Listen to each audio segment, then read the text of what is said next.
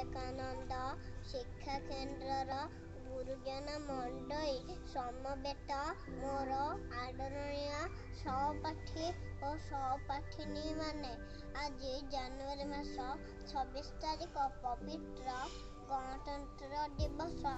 ଏଇ ଦିବସଟି କ'ଣ ଓ କ'ଣ ପାଇଁ ଏଇ ଦିବସକୁ ଆମମାନେ ପାଳନ କରି ଆସୁଅଛେ ତାହା ଉଣାଟିକେ ସମସ୍ତଙ୍କୁ ଜଣାଅଛି।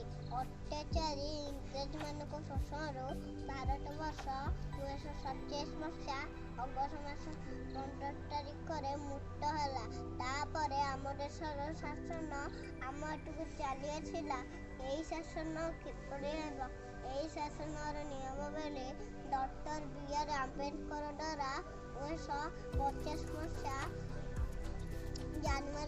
ଜାନୁଆରୀ ମାସ 26 ତାରିଖରେ ପ୍ରଣୀତ ହେଲା, ଯାହାକୁ ଆମେ ସମ୍ବିଧାନ ବୋଲି କହୁ।